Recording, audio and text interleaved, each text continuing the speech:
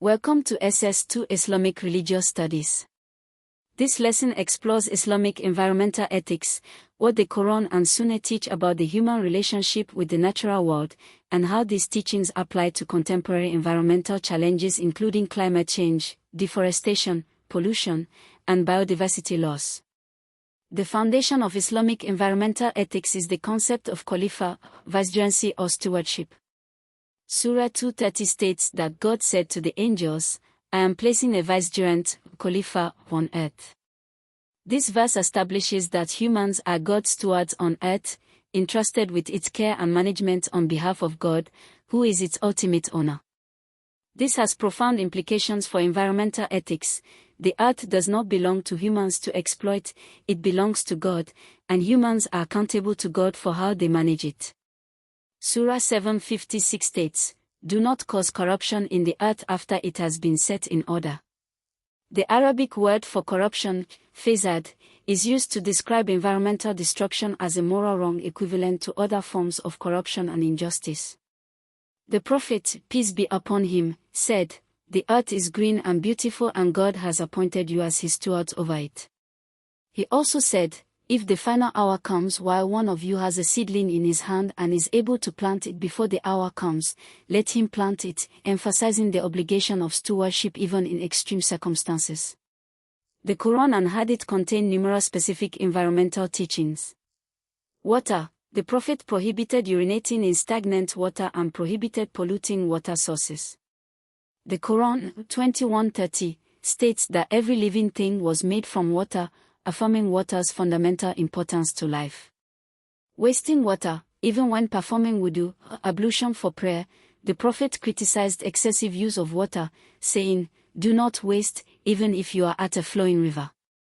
This is one of the most striking examples of Islamic environmental teaching. Even abundant water is not to be wasted. Trees and vegetation. The Prophet established the concept of hima, protected natural reserves where no trees could be cut and no animals hunted. This is recognized as one of the earliest conservation programs in history. He said, Whoever plants a tree and it grows to maturity, for every fruit that comes from it, God will reward him. Animals. The Prophet taught that animals have rights.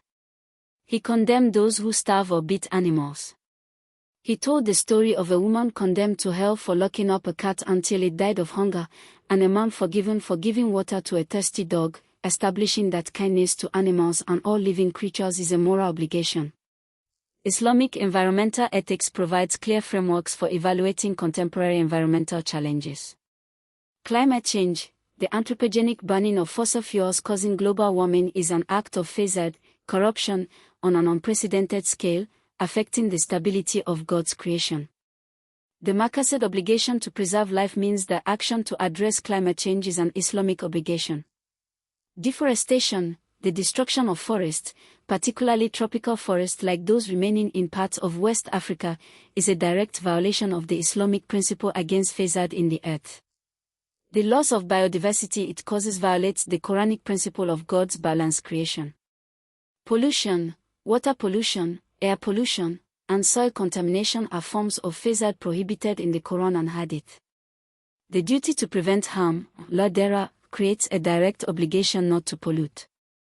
Overconsumption and waste. The Quran 7:31 commands Muslims not to be wasteful. God does not love those who waste. Surah 17:26-27 condemns wasting resources as the behavior of devils. Sustainable development. The concept of stewardship requires that each generation passes on the earth in at least as good a condition as it received it. Sustainable development is therefore an Islamic obligation. Nigeria faces severe environmental challenges that Islamic environmental ethics directly addresses. Oil pollution in the Niger Delta. The catastrophic pollution of water, soil, and ecosystems in the Niger Delta by oil extraction is a massive form of fasad, corruption in the earth, that violates Islamic environmental principles. The communities affected, including their ability to farm, fish, and access clean water, have been devastated. Deforestation. Nigeria has one of the highest rates of deforestation in the world. The Quran's prohibition on fasad and the Prophet's teaching on planting trees directly addresses this crisis.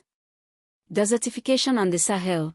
In northern Nigeria, desertification, the expansion of desert conditions, driven by climate change and overgrazing, is destroying farmland and threatening food security. Islamic teaching on careful stewardship of land is directly relevant.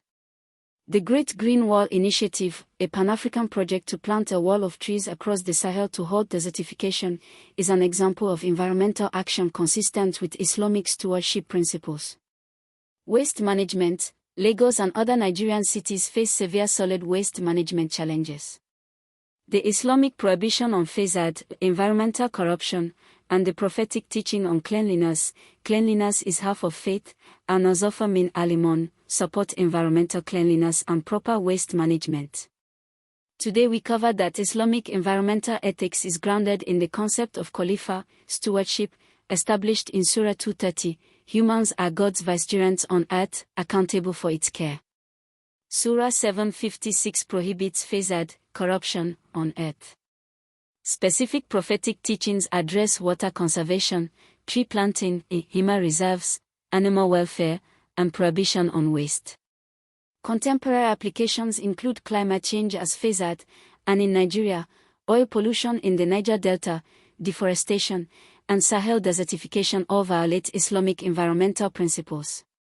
For your essay exercise, using the concept of khalifa, stewardship, and the prohibition on fasad, write an Islamic argument for action on one specific environmental challenge facing Nigeria today: oil pollution, deforestation, or desertification.